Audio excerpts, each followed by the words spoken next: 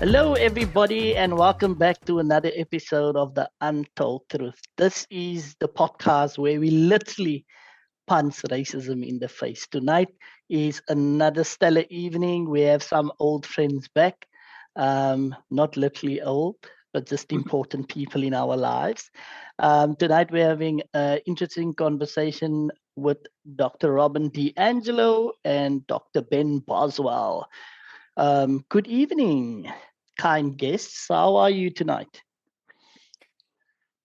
Given the state of the world, relatively okay in this moment. Yeah. Really glad to be talking with friends tonight. Yeah. Well, it's really good to have both of you here. So the reason for this podcast tonight is a couple of months ago, I was fortunate enough to speak to one of the oldest voices in the anti-racism movement, an amazing lady by the name of Jane Elliott. The blue eye, brown eye experiment is something that put her in on the map and that blew up because she could use just the color of the students' eyes in the classrooms to show people how inequality and injustice works and how just how unhinged and ridiculous it is to use color to distinguish value of people in this world. But that makes her one of our great contributors and somebody we highly respect. And tonight is to reflect on that video. We haven't put the podcast out. It will be out in a couple of weeks. And we just want to give people some context with some of the comments that was made in the video, so that we understand that we're all working towards a bigger goal and a better future for all.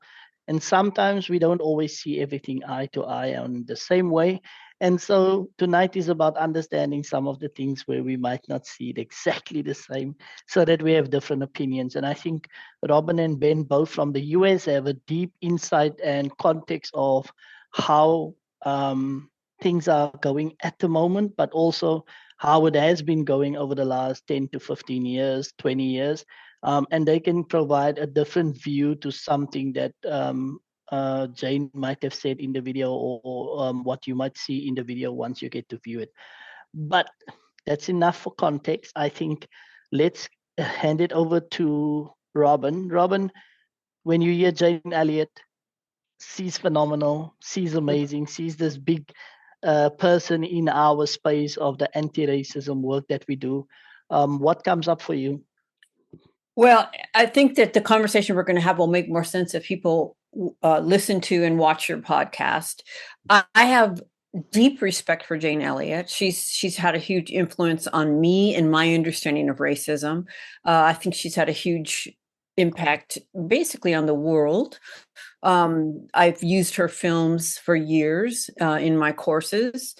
There's one scene in particular I'll never forget where she challenges a white woman. There's another scene where she challenges a white man. I mean, her courage, her bravery, her standing up, speaking truth to power is fantastic. It's an incredible role model. I should be so bold. So I definitely want to be very clear about who she is, and what she has meant to so many people. And white supremacy is an incredibly adaptive system. As we can see, I don't think I'm naive, but I didn't think we could be in the moment that we're in now, where it is absolutely explicit. And we have to adapt with it in our strategies and our approaches. And so what I see with Jane is that she's using the same strategies and approach that she used 50 years ago. And I don't think they're translating in the present time. So she's very, very strong about don't use the terms black and white, that using the terms themselves are what keeping racism in place. I fear that ends up functioning as a kind of colorblindness, that these categories are real in their impact. They are real in the profound way that they shape our lives. We could literally predict whether my mother and I were going to survive my birth because I'm in that category of white. We could predict how long I'm going to live because I'm in that category. And I don't know how we challenge those categories without naming them and being honest about how they function. So it's almost as if if we follow her advice not to use those terms, then we're moving in a context that doesn't exist, right? We're acting like they have no meaning, and they do have meaning. So how do we name it while also being really clear? This is a social construct, right? Who's white today is not who was white, 60 years ago. But if you are included in that category, you have a different experience in life. So I'll stop there and see what Ben has to say about that. Yeah. I think that's right on. I don't have much to add to what Robin said. I will add there's a strategic element that I think should be recognized in what Jane is doing. Jane was a pioneer in her era and took stances that were brave in a way that some of us would love to imagine we could be brave now, but there was a risk to her personally and professionally that was clear and present. It feels like it might be becoming clear and present for us here now, but it certainly hasn't been the same way that it was for her in her era as it is today. And I think her bravery has to be commended. I think her pioneering work has to be commended, as Robin mentioned. And I think we should just acknowledge that she's a future ancestor in the movement for all of us. And so I want to say just my gratitude to her and my gratitude to you, Edwin, for bringing her on your podcast and getting her to comment on the kind of present state of things. But I definitely agree with Robin also that there's a contextual question here as well.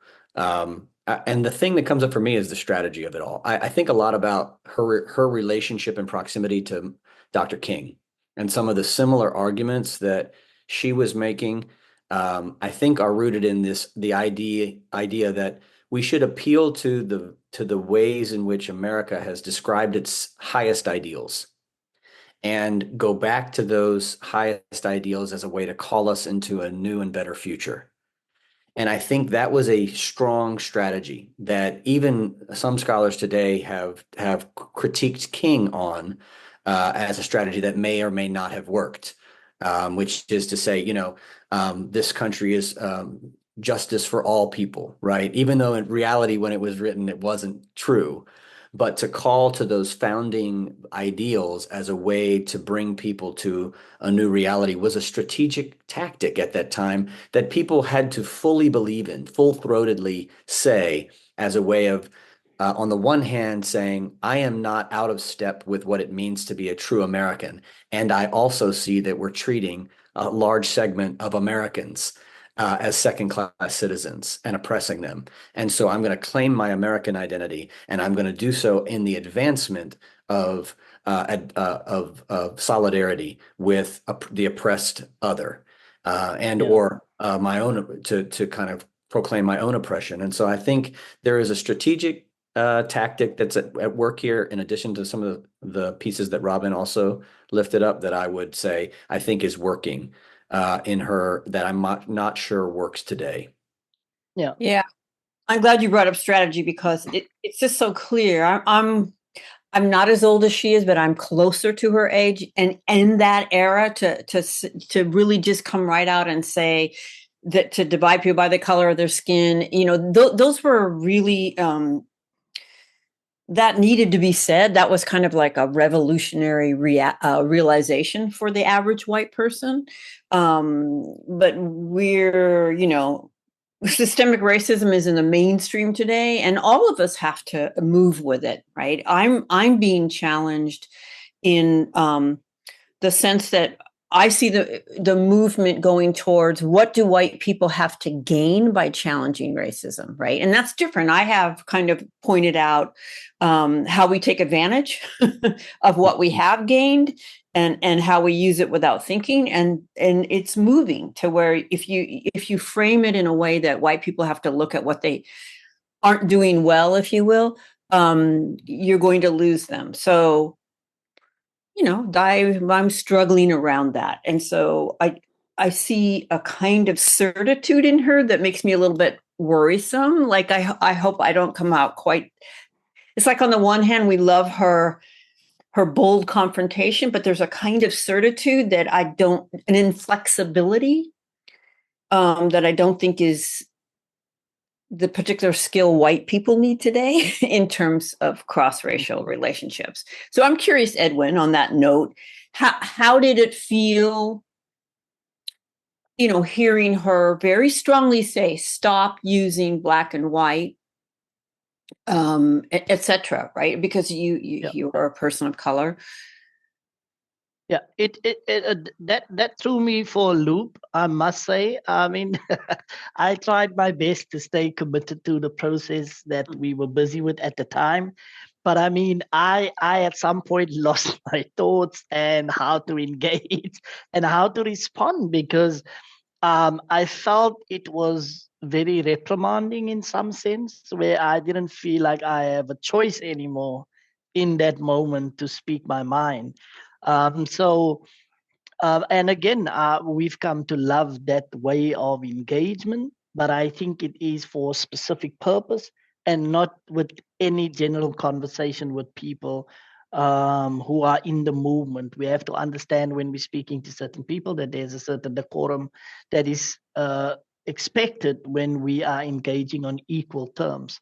But when we do and maybe it's age. You mentioned age, Robin, but it comes with a certain age group where our elders sometimes do feel like they have the capability or the more like it's their duty or what they've earned from being on earth for so long to then determine how a conversation needs to go and what needs to be important into a conversation. Whereas, as you have rightly mentioned, the movement has changed because the tax is different. The way the system has evolved of white supremacy, when we look at it, it is now a populist system where if you rile up enough people with the type of ideas and content that makes sense to them, even if it's senseless to the world, that is what people will follow. And I think that brings us into this idea that we need to speak about. Because when I had the interview with Jane, we were speculating about what could possibly be the outcome if Trump is elected as president. So now, a couple of months on, here we are. Her worst nightmare has come true, and Trump is now president-elect and will be taking office in January. So that has now happened. One of her statements in the video is that if Trump is elected, we will lose our democracy as a country. And I want to bring it in from that perspective. The elections is over. Do you feel the same level of detriment that is coming for America and the world because of that election outcome? Who wants to go first? I'll go first this time because I don't want to follow what you have to say on this. I would say I am vastly more concerned than I was before the election, because in the days afterwards, it was clear that Trump and those who follow Donald Trump feel emboldened and feel that this is a referendum on the vision of America that they have crafted and been casting for many years now, and that this vote represents for them a blank check to do what, I mean, they were already going to have something of a blank check anyway, because that's how empire works, but a true blank check now with what the Supreme Court has handed down to do anything imaginable, and to do so without recourse or retribution of any kind, or any accountability or any responsibility. And I think the cabinet appointments, which is it's a clown car of cabinet appointments, and how fast they've come, and how radical they are and extreme they are, I think is a reminder to me of how quickly things moved in I know this comparison is made a lot and it doesn't always land, but it's how quickly things moved in 1933. Within less than 90 days, Hitler had already gained all the power that was needed to take over as Führer instead of just Chancellor, and to begin to create concentration camps and many other things, and take rights from everyone within 90 days through all sorts of political activities. And I think what we are in store for in the first 90 days of Trump's second presidency is going to be similar and terrifying and going to hurt a lot of people. And I think we obviously have to say, starting with immigrants, particularly immigrants of color in America, and then of course, trans individuals and Americans, and of course, women have already lost reproductive rights in so many places. But I think that will continue to be a dangerous America for reproductive justice. The list could continue. I won't belabor the list, but I'm very concerned. Yeah, I think it's catastrophic. I really do. I'm with you on 1933. I don't know what to say. I'm trying to grapple with my relationship to hope. Hope is political in the sense that it drives action or inaction. So I'm really resisting hopelessness, but I'm having to resist it. It does feel overwhelming. I'm going to admit that. I'm not going to pretend like I, feel invigorated in the fight. It feels hopeless, and I also know that if I succumb to hopelessness, I absolutely contribute to it. So, somebody recently gave me a phrase, critical hope, which is realistic hope, right? Hope that guides you to act strategically and constructively without over, Pollyanna, but also without giving up. They're just very clear about, the pick of the cabinet is pretty clear about what the agenda is. Project 2025 is very clear. Yeah, I think it's the end of plural democracy. Pluralistic. Yeah. And that was a fear that Jane also highlighted in the podcast, that she fears that to come. And so unfortunately she was right. If you look at some of the picks, people straight off Fox News, if you haven't seen that ever in your life, it's happening now. You have Elon Musk, and what is it, Vivian, the guy that is already Vivek, yeah. And I see them coming on to Twitter asking things like, should we cancel the whole education system? Should we cancel the finance system? And they've been given this job over the next 18 months to just cut the whole government up in pieces. And as Ben said, they have the capacity to do that because they now hold the power in all these different departments within government to just overhaul things without any retribution or anybody questioning these moves. So we have to talk about understanding that, for the world as well. Well, there are global impacts, right? This gives permission globally, and we see it moving globally. And it does not bode well. I just have to bring up, and I'm sure, Ben, your mouth hangs open too, that the Supreme Court basically said you can execute your political enemies in the town square, and it's not illegal. And I fear that we'll see that. Wow. Yeah, we will see that. And especially with all the ways in which local governments and state governments have been cracking down on protesting, and the ability to speak freely and protest, and also just the militarization of police all over the country.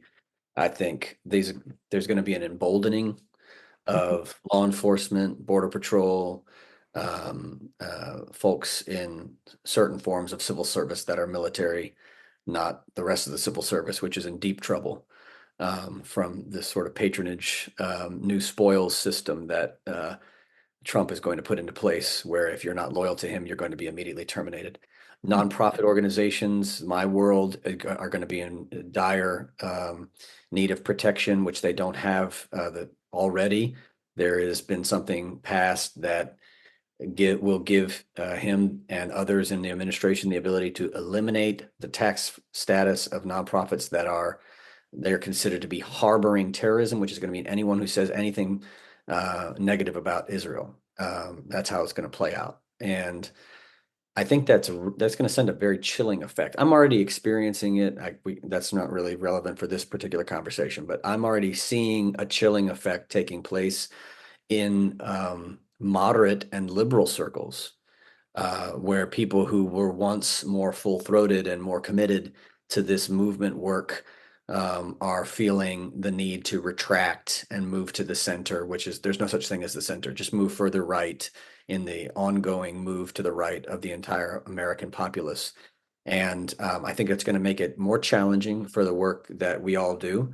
And I think we're going to need each other in this movement work more than ever. And that's why I think that we having conversations about Jane's work and her legacy and contextualizing it are so important, because we need everybody who is willing to be a part of the resistance here to be on the team working together. Yeah.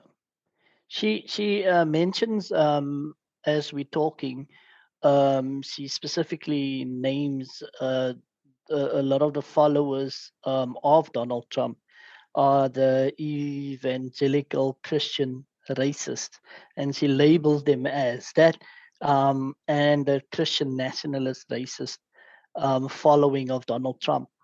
Now, that is important for me, and Ben, as an ordained minister.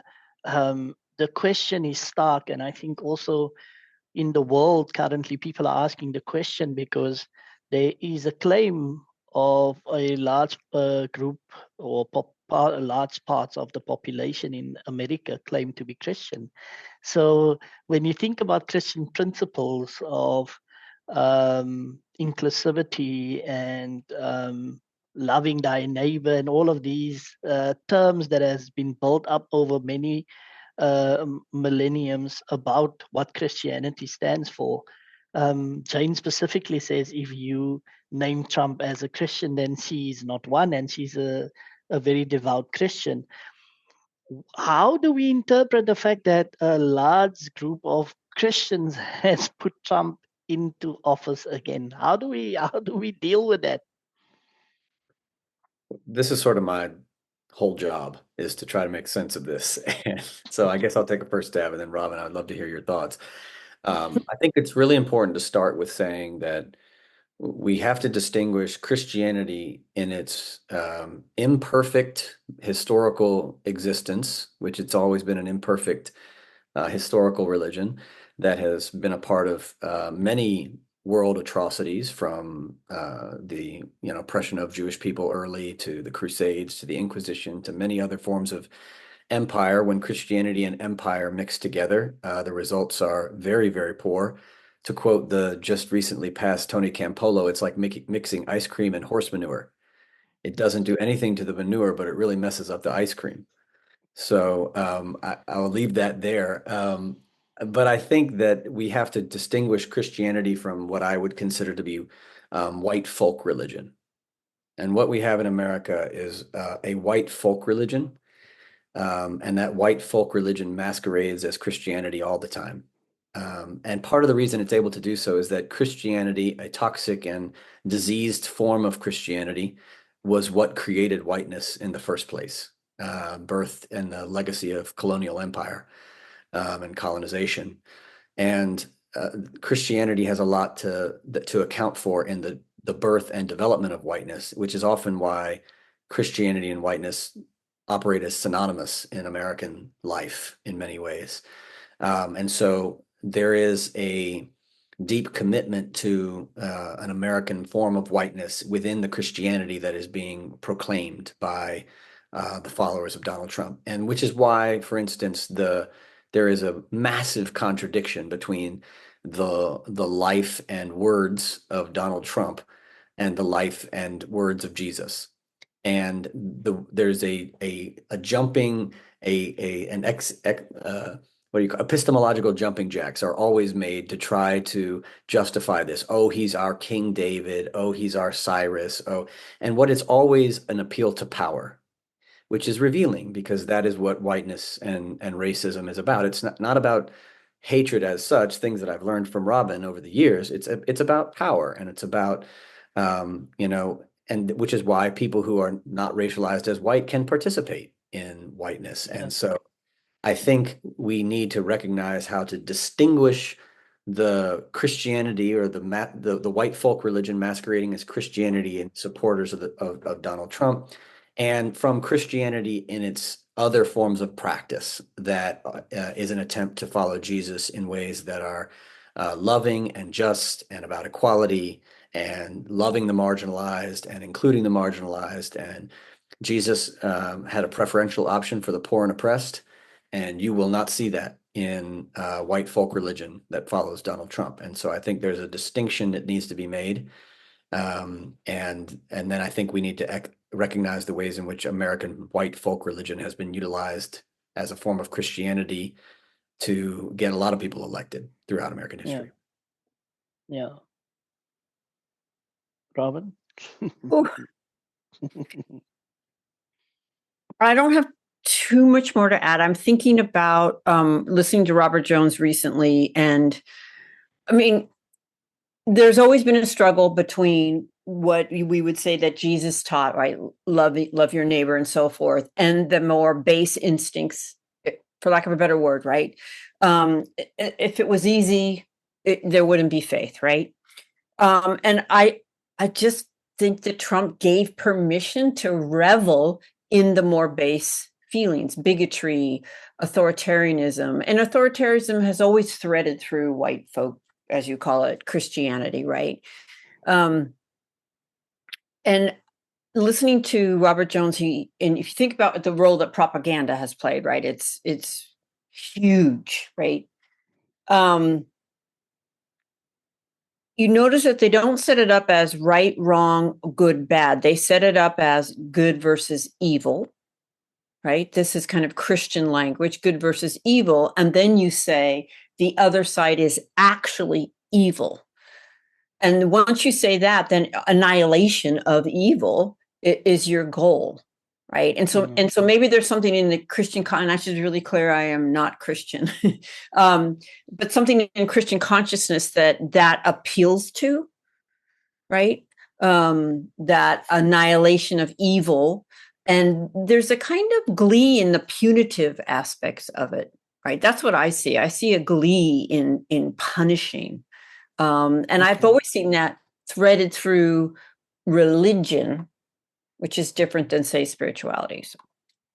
Yeah, I think that's really well said. I only would add, when you actually watch Sean Fuchs and some of these other sort of MAGA following Christian leaders talk about what's happening, they will use the language that Robin just cited of evil and the demonic to describe anyone who would not follow Donald Trump. And appeals to the demonic are appeals that work in two ways in the history of Christianity. First, they appeal to dehumanize the individual that you're calling demonic, thereby allowing for and condoning violence towards them as that which needs to be annihilated, to your point earlier, Robin. And second, they appeal to holy war, a long-standing Christian conviction that we are engaged in a holy war against the principalities and the powers of wickedness, which are, this kind of demonic manifestations in the world. I could get into more of how to think about that in a more nuanced way, but I think in general, anytime there's an appeal to the demonic being made, it is like you're saying, an us them, good, evil, and it's sort of like you have to dehumanize people before you can justify killing them and oppressing them or putting them on camps on the border. And you hear it in all the rallies. If you watch any one of those rallies, which is very hard to do, we're going to get rid of evil. We're going to purge the demonic from America. And that is dangerous language. It's always been dangerous language in Christianity. And it's always, to me, a signal of much worse acts to come. And I think it's tied to take it out of the religious space for a minute. It's tied to the way fascism works also. And there is a kind of Christo-fascism, to use Dorothy Zerla's term, going on right now in America, which is the wedding of Christianity and fascism together, and similar to the way it worked in Europe in the 30s, but in the 20s and 30s. But right now, that Christo-fascism is very much wedded to the movement around Donald Trump in America. And fascism is a thoughtlessness toward neighbor and a thoughtlessness in general. That's a quote from Hannah Arendt, who wrote a lot about fascism. She says that it causes us to not think. And so one of the things that Donald Trump gives permission is for us to not to have to think about our neighbor. We don't have to think about our neighbor. Trump gives us permission to do that. And that's one of the ways fascism justifies its activity. Yeah. Well, these are all critical and important points that you're highlighting, because it underlines and underscores what many people are seeing currently. But it gives us a sense of understanding in the movement that we get what they're busy doing, because in the art of war, it's best to understand what your enemy is bringing to the table in order for you to respond in any shape or form. And we are currently, unfortunately, at war.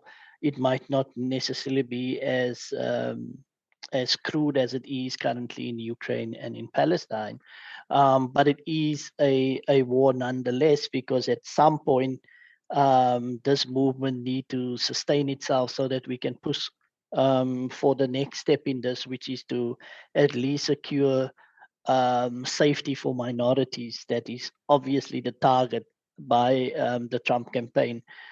I just want to segue away from this for a moment, and I think we started talking about that just a little bit, Robin, at the beginning, where you spoke about not using the terms black and white to describe people, and that color blindness that comes from creating platforms like that. So, and this is a lighter side of the conversation that I want to send it to, and I want to just ask both of you melanemic people, as a melanaceous person myself, is it She helpful? did use that term, yeah. Yeah, is it helpful to find terms that whatever we connected to or whatever we want to sell it as, for the benefit of not acknowledging some of the key power terms that have dictated our society for what it is? Is it helpful to use those terms? Do we benefit from not using the terms that have been so divisive in determining value? Well, I'm thinking about, I once was going to give a presentation to a large tech company, and before they would sign the contract, the legal department wanted to see my slides. And I thought, okay, it's all over now. They went through my slides, and there was only one slide they had issue with. And the title of the slide was Challenges of Educating White People About Racism. And they actually said to me, could you take the word white off that slide?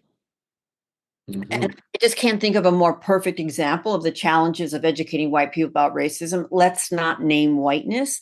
Let's not proceed as if it has any meaning.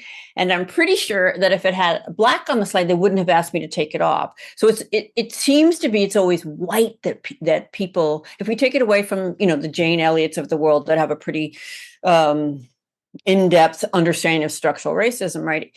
In the mainstream, it's like, do you have to proceed as if it has meaning? Because I don't want to proceed as if it has meaning. so I don't want to coddle that, right? Like I want to be strategic, but like it feels like we're playing games if we use some other language.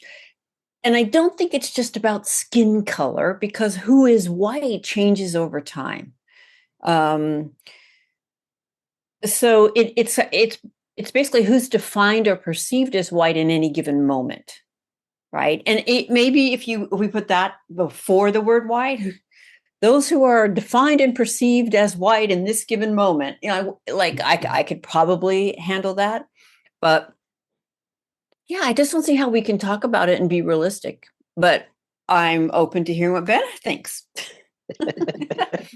I'll just start at the back end of that. I remember Baldwin in one essay says, those who think that they are white, and because they thought that they were white, they have brought the world to the brink of extinction. That's the quote from Baldwin.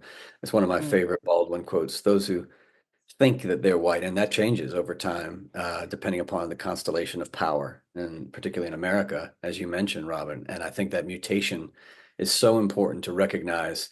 But I have a very similar story to one you told. We were getting ready to provide to pass a statement on racism toward African Americans at Myers Park Baptist Church, where I was serving as pastor at the time. And at the day of the meeting, one of the members showed up with an alternative statement against oppression, where they had taken out every time the words black or white appeared in the statement and just put oppression, literally whitewashing the statement with a blanket form of oppression, and not oppression specifically toward African Americans.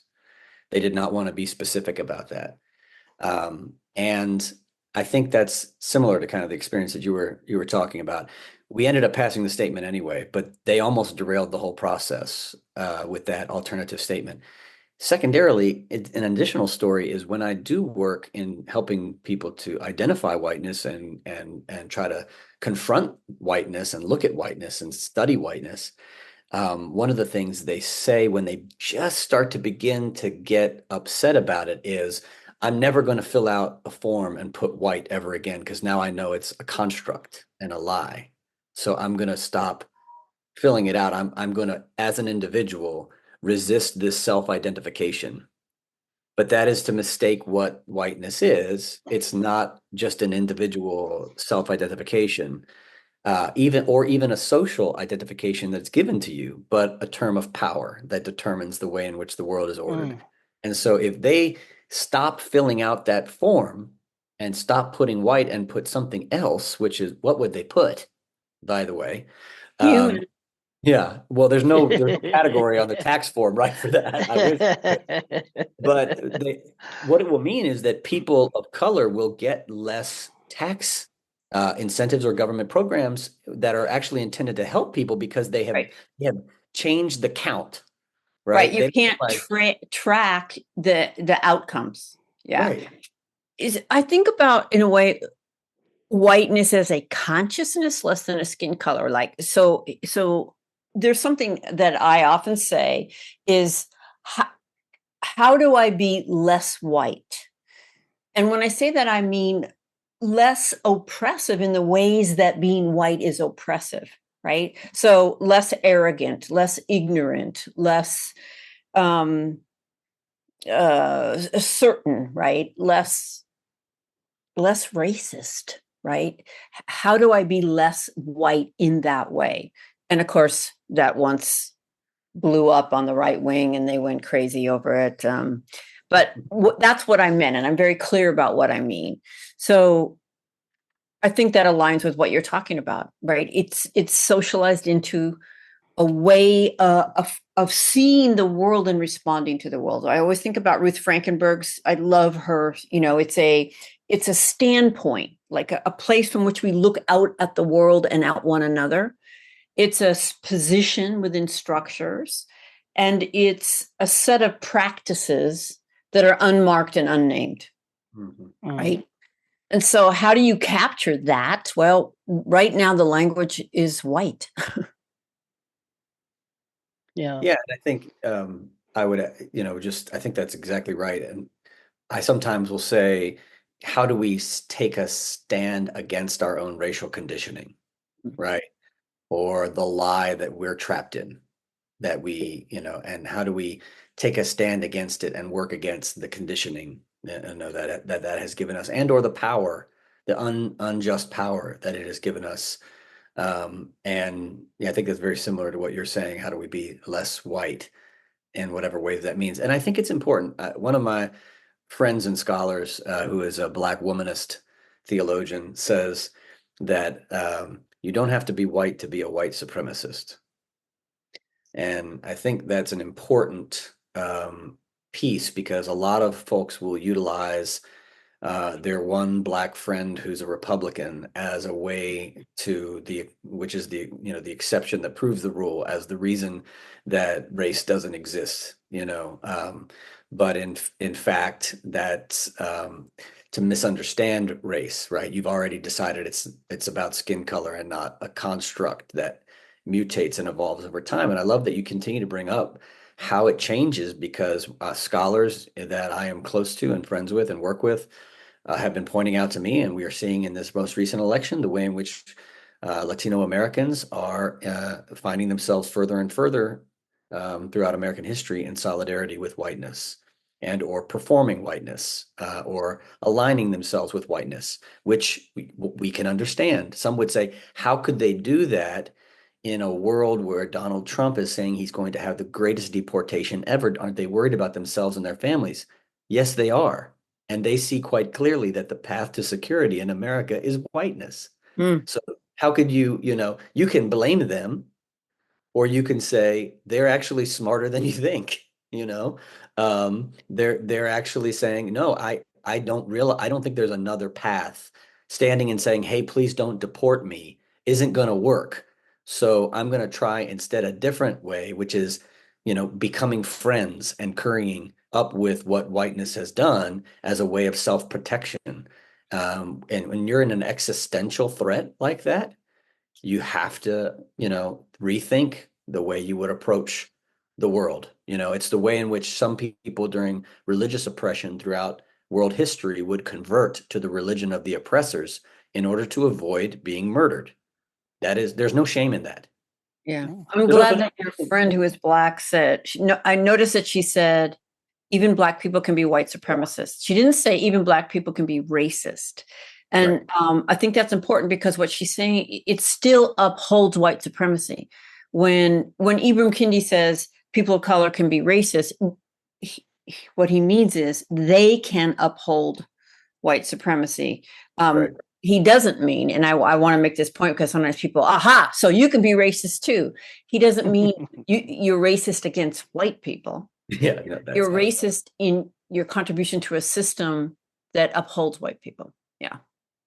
I think that's an important nugget that you share there, Robin, because I think people have taken it in the wrong way and interpreted wrong in some sense, because there is this idea that the far right is trying to push, not just in your country, but also in South Africa, where there's this constant conversation about reverse apartheid, and where Black people are just as racist as white people are, trying to justify it by means of social interactions or daily political decisions that is made in a democratic country, when they know when they enacted racism or white supremacy when it started under apartheid and colonialism, the power structures was completely off in terms of white and Black. And so that reinforces that conversation, or that point at least. So that I hope they get it when they listen to this. We know that they listen to this to come for us. So we welcome the second coming that is Ben. Let me make it nice and clear. Yeah. There is no such thing as reverse racism. There's no such thing. You are just as prejudiced as I am. But racism is what happens when you back my group's collective prejudice with legal authority and institutional control. And we just have to have language that captures the profundity of that difference. And racism is the language, right? So, I just wanted to make sure they heard. Thank you for clearing it up. Thank you for clearing it up. So Jane says, right, and this one hit me a little bit. And I think it segues nicely into us having to have a conversation around what is happening in Palestine. And we continue to pray. Our hearts and souls are towards a just outcome for the people of Palestine, and we continue to focus on the liberation of the people in their own country, in their own land, where incomers and occupiers are now fighting to take what doesn't belong to them. But I just want to say, Jane says that the US are not a war-starting country. They are forced into wars in order to save the people who started the wars. Fascinating perspective. And then coupled with that, she says that students protesting in the US, they should buy a plane ticket, go to Palestine and go and help the people there and not protest in the US, and deter those students who want to just go there to do their studies, stating that protest is worthless to some extent in the on campuses and in that format, and that we need to understand that this is not a way to overthrow the system or to end racism. That's loaded, and it is obviously. I responded to it in a way where I couldn't stand with something like that, because I view it from a different viewpoint, where I do see the US as a warmongering country that will have war with anybody. If they see a shiny light that looks like gold, they will bomb it just to take that to see if it's possibly something. And secondly, if it wasn't for protests by students in South Africa, we wouldn't have had liberation and the overthrowing of apartheid. So I will never deter young minds taking up a position to stand and fight against empire and system. That's my position. Over to you. Yeah, I mean, I was surprised when she said they should not be protesting, right?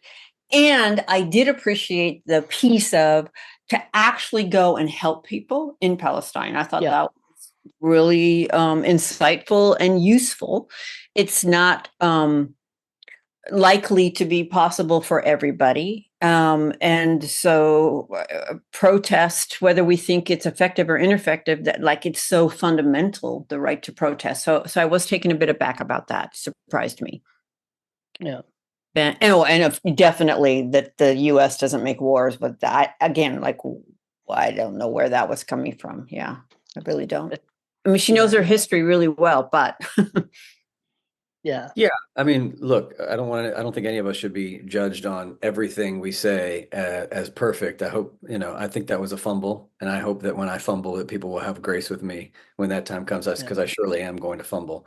And I think if anybody deserves a little bit of grace, it's somebody who is a strong pioneer like Jane Elliott. But to me, it's a fumble, and I think American Empire, and it needs to be looked through a different lens. America not making war and some of those claims, that sounds like it was just really not rooted in reality. So I just kind of step away from that claim for a minute, just to say, I also thought that as a Christian, and Jane, I thought she was very strong about how her views were coming from a Christian place. So I just want to kind of step in there as a person who's a part of her community on this, and just say that my concern is about her remarks is that they will be kindly viewed by Christian Zionists in America. And there are more Christian Zionists in America than there are Jews in the world. And I'm not in a position as a Christian to speak to how Jewish people in the world, which are not synonymous with Israel, are reacting to what is occurring in Palestine right now and in Gaza. That is an inter-Jewish debate that is not my part to be a part of as a Christian, particularly given the history of oppression that my people have had with our Jewish brothers and sisters. I will say that it is my position to be able to speak to Christian Zionists, and I find that position of thinking about Christianity to be not only just a diseased and toxic version of Christianity that is full of theological malpractice, but also morally bankrupt vision of the world, which on the one hand would justify the murder of children in Gaza, the systematic genocide of children in Gaza, and at the same time literally utilize Jewish people as a means to an end that will lead to their extinction. That is the Christian Zionist perspective. We are only supporting Israel insofar as it means that Jesus will return sooner, and those who do not bend the knee and convert when Jesus returns will be immediately exterminated. So on the one hand, I'm going to justify their perspective justifies genocide in Gaza. And on the other hand, it justifies the genocide of the Jews when Christ returns. That's crazy. That's craziness to me. And so as a Christian, I have to stand against that form of toxic Christianity and call that it's wrong biblically, it's wrong theologically, it's wrong morally, and I don't want to have any part of it. And I don't love the image that Jane's comments about that could possibly be construed as in some way amenable to Christian Zionism in America, which is also deeply rooted in Christian nationalism, which is deeply rooted in racism. So let's connect all these dots together. And I think the lack of connections and context is part of what made, at least what I could see, would have made me very uncomfortable if I was in your seat when you were interviewing Jane. Yeah, definitely. And I think it's also something that we have seen happening over the last couple of days, which I also want to get your views on. So the International Court has now issued arrest warrants for Netanyahu and his senior officials waging this genocide. And then the US presidency has come out stating that they do not recognize these arrest warrants that have been issued. The US have been critical in Israel being able to wage this genocide by supplying them with the money and the capabilities to wage war. Now, a lot of American people are suffering in certain states where there's been flooding, natural disasters, and there's not enough money to cater and take care of your own people, and yet you're funding a war for somebody that is unjustifiably killing innocent children, women, and some of the men, based on greed and, like you said, unfounded justification on religious beliefs that is misconstrued for a narrative that you created. And the US do play a big role. Robin said it earlier. When something happens in the US, it has global ramifications for everybody around. So when they keep on supplying and supporting wars across the world, it's going to have a negative impact on all of us. And so we cannot stand with that. But I particularly wanted to understand, because I thought, Biden is and his administration is running out this last month and a bit. I thought that a good way to go out is to find ways to build certain structures within what is existing to defend the US society from what Trump is possibly bringing and so forth. And instead of doing that from the outside looking in, they are ramping up wars that they started, almost trying to finish off so that nobody can come in and do something different. So I don't really get that. So I'd like to get your perspective on that.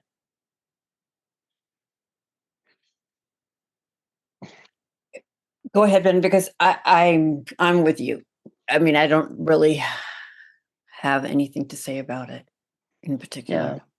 I think, one of the places before I really got into the work of anti-racism, previously before that, theologically, my work was around just war theory and Christian attitudes towards war, peace, and revolution throughout world history. One of the things that disturbs me about this situation is the lack of any form of critical argument about justice in war and around war, if there can be such a thing. And there's been a reason why philosophers and theologians have argued about that, because the whole all is fair in love and war is really a destructive vision of the world. And so I've been disturbed to not hear very many logical arguments about how to either fight and or sue for peace. So for instance, even this week with some of the arguments that we're hearing about the UN and other things, there's this idea that the hostages have to be released before negotiations can take place. That's not a traditional perspective in any form of just war thinking, which influenced the Hague and Geneva Conventions over the course of European history. What would happen is you would sue for peace and come to the table, and the release of the hostages would be a part of the table. So when you say we will not even begin negotiations until the hostages are released, you're not actually negotiating. You're still engaged in war-making activity. And the war-making activity here is the war-making of propaganda. Now, that doesn't mean that I don't have deep feelings of pain and anger about the hostages and the families that were destroyed by Hamas, as well as deep anger at the state of Israel and their genocidal activity and their apartheid activity. I can have all those feelings at the same time. And I think that's what propaganda would tell us that we're not allowed to have, which is feelings of rage, righteous rage about the loss of innocent human life, and also about imperial power. We are allowed to have all the feelings we want to have about all of that: grief, anger, rage, and I think also we should be able to have logical arguments and conversations about what it looks like to sue for peace that are rooted in the history of peaceful negotiations to end war and violence throughout American history, or throughout world history. And none of those arguments are being made here at all. There's almost to even claim to make those arguments is to get canceled, to even require that there would be a reasonable discussion. And so what that makes me afraid of is that most of the people involved in this see it as a holy war. And holy war is the most dangerous category of war, the one that all reason is out the window, and there's an evil and a good, and we just fight to the bitter end. And that is to me, not a Christian perspective. But it is the perspective that I see, and I see it in public policy. I see it in foreign policy. I see it in churches, in preaching. I see it in philosophical circles. I see it in the Atlantic. I see it in the New York Times. Arguments being made that justifying this without any rooting in any form of true theory about the way wars meant to be waged and or won and ended. Yeah, I think when you touched on some critical and important points that we need to speak about, but more importantly, you touched on something that will segue us into our final um, bit of conversation, which is you are allowed to have two perspectives at the same time, and people are being given this idea that you either on the right or on the left, and it's not always as clear cut as that, because there's multiple aspects that we need to consider when we look at situations like this. But Robin, as we take this home on our way out, we started off by talking about losing hope, being hopeless. You use some word there which is realistic hope or Critical. critical hope. So I think a lot of people must have lost all hope with the outcome of the elections, and particularly where they find themselves currently in the US, thinking about their future and how things would be. We know that some of the people have also left their homes and have now moved to other countries, those with the capacity to do that, which is obviously something very extreme to do for a lot of people. That is not an option at that time. So they had to stick it out. So we have to leave this podcast with hope for the people. So it doesn't have to be a a golden nugget of solvable solutions that people can take to the bank and go and ensure that it's going to happen. But it just has to be some idea of what we could possibly see the movement do for us to come together and sustain what might be the impact of what is coming in the next couple of months and years. So first, let me just say, Ben, I'm so glad you answered that previous question because it was just so beautifully articulated, and I gained a lot of insight from your answer. I think you have much more thinking about it, especially in terms of Christian Zionism. I imagine there are people who just don't. I never knew that until I became a good friend with a Jewish woman. I never realized that Christians are invested in Israel because they believe that the second coming will take place there. And that's deeply wrapped up in the approach. So thank you for that. Okay, hope. Well, I was raised to think about progress like this, right? That we're just, Martin Luther King's beautiful quote, the arc of the universe bends towards justice. I'm not so sure about that. I think it is a push-pull. The closest, it's not my lifetime, but the closest I can recall in this country is McCarthyism, where people were jailed for, supposedly their ideology or their politics, etc. Right? But we pulled back. So it's like this. And right now it's yanked really far over. I don't think it would have yanked that far if we weren't effective. Sometimes I feel frustrated in that the more effective we are, the more powerfully they crush back. So I tell myself, wow, we must have scared them. I mean, they really have reacted. Okay. So if you think about it as a push-pull, then it has to be pulled. It has to go the other way. That is actually what we've seen across history. So it isn't going to get pulled back the other way if we give up. Right. And right now it's early days and I really am waiting to see what actually plays out once that administration gets in. But what I'm hanging on to right now is that millions of people feel the way we feel. Millions of people see what we see. And we're not alone. And I think Ben early on said something about we have each other. We have to remember, we have to hold each other. And I think now more than ever, we have to up our skills as white people who are anti-racist. In the case of Ben and I, we are white people who are involved in anti-racist work. We have to really up our skills and be there. Because the despair that I feel doesn't even hold a candle to the despair that my friends and colleagues of color are expressing, right? So I have to ask myself, what can I do in this moment? And then do that thing. I don't think in this moment I can, change the Supreme Court. And if I look there, I'm probably going to get immobilized, but I can do something. So those are my thoughts on that. Ben. Oh my. I was really well well articulated and giving me hope just talking to you about it. Okay. That's good to know. I think, for me, hope is the possibility that something can be different. And I think that always exists.